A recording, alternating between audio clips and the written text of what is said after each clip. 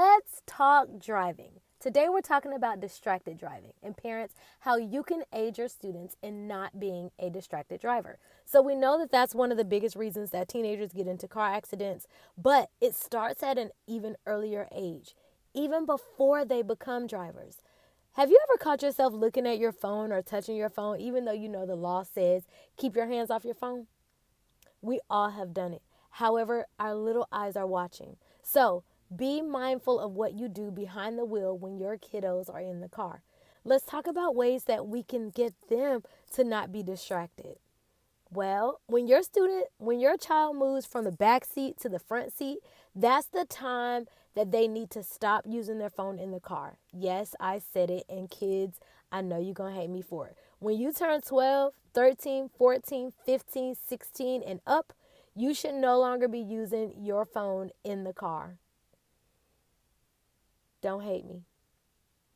You need to be paying attention to the road so that by the time you get to my class, you know what the lines mean. You know what the signs mean. When it's time for you to take your permit test, it becomes easy. So if you're going to be in the front seat, don't be distracted. Do what it is you need to do to learn. This is the time to help our students become the best drivers possible.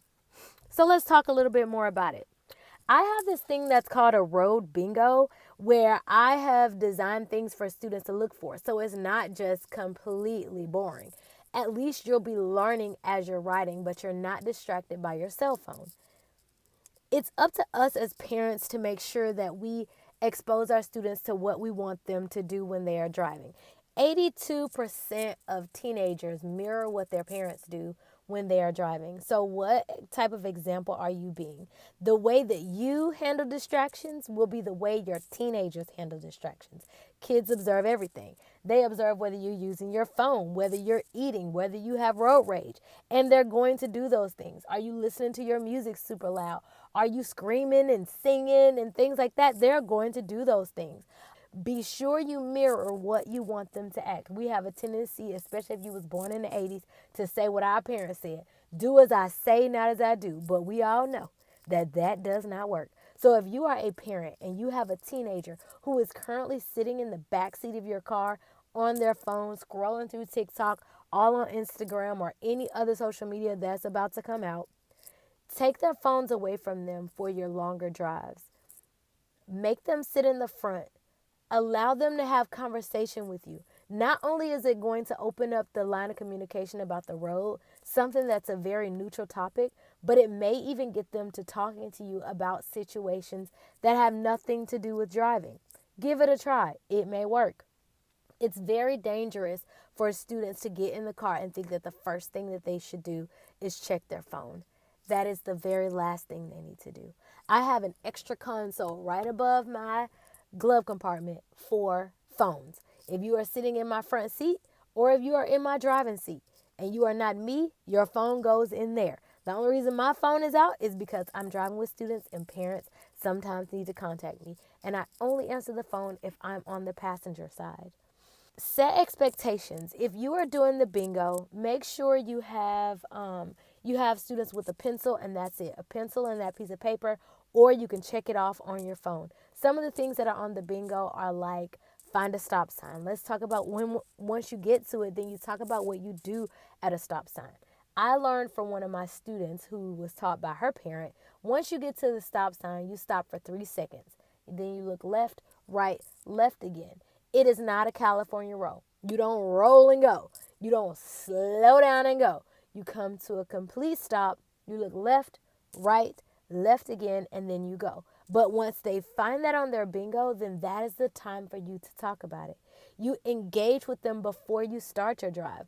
Give the younger kids that are in the back toys or something to do. But that teenager that's in the front, they need to be learning what the double lines on the road mean. What do the dash lines mean when they are closer to you or when they are further away from you, when they're on the opposite side?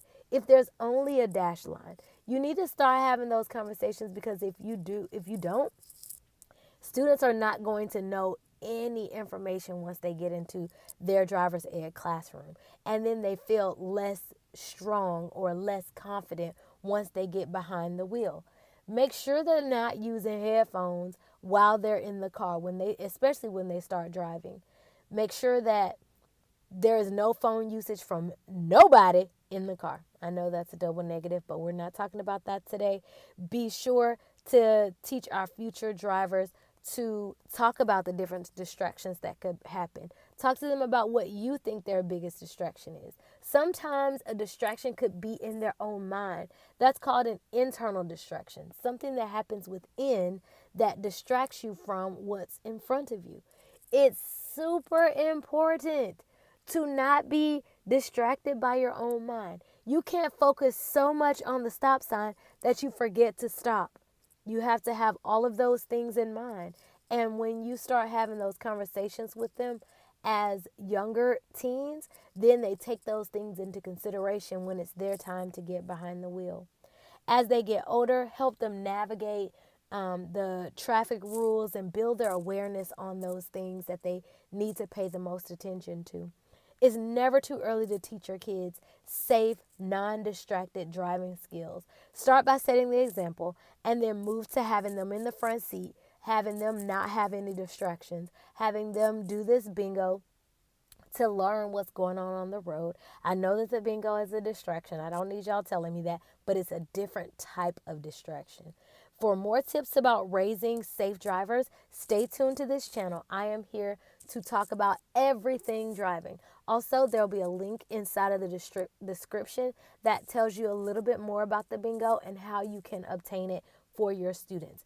I have read them, 9 reviews on my teaching driving strategies to my students, and they are all 5-star. And so I feel like I have a stake in the fight.